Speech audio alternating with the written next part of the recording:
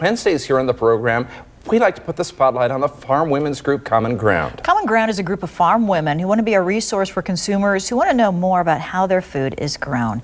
And today we welcome in one of our favorite people, Karol Swan. Good to see you. Well, thank you. Thank you. That made my day. Thank you. Well, happy Valentine's Day. Well, thank you. Yes, it's a fun day. Fun day for I know everybody. you always have such pretty jewelry on. Maybe past gifts?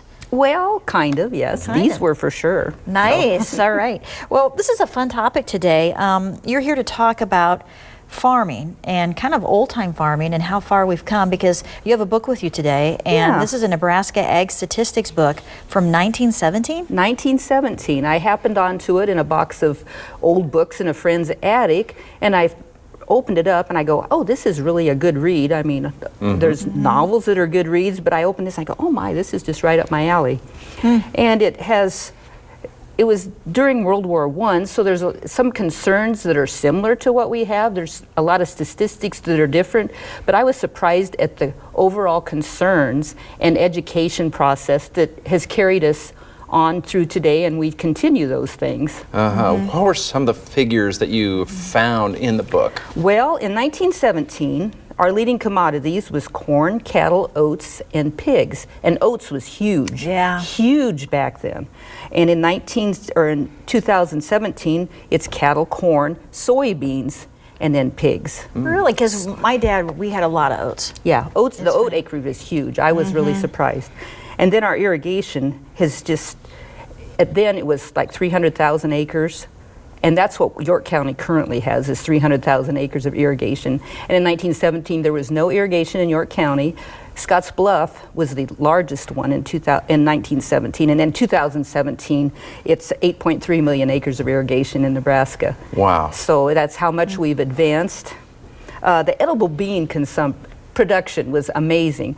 And in 1917, the extension educators decided that Nebraska was good to raise edible beans. So they had gotten some and were distributing to farmers.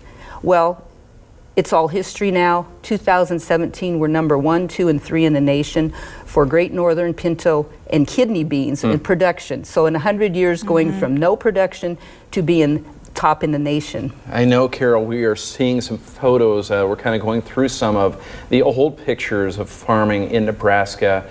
This from the State Historical Society as well.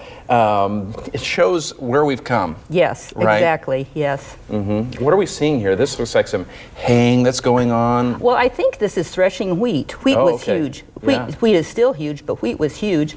And back then, in 1917, 1/3 was spring wheat, 2/3 was winter wheat. Now it's all winter wheat. Picking corn right there. Yeah, they're picking corn by hand. Yeah. Yeah, just imagine that. Can you imagine that? And so now we look at the pictures of today's farming equipment and look how far we've come too. Yes, it's just acres and it's just unbelievable how much we've come.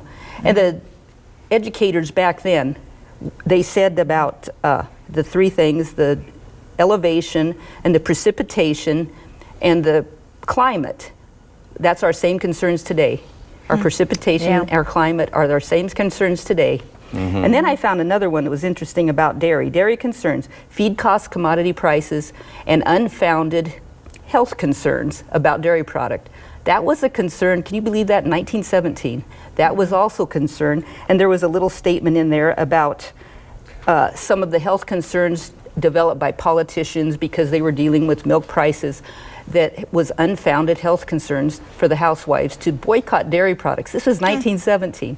And we still kind of hear some of those things today, that maybe the fat in the milk isn't good for us. And, you know, there's people with health issues to dairy, but not overall. And so it's kind of interesting, some things like that. The more things change, the more they stay the same in some senses. All right, and Karol, you're sticking around with the recipe. Yes, I am. Perfect for Valentine's Day, right? Oh, yes, it is. Thank you, Karol.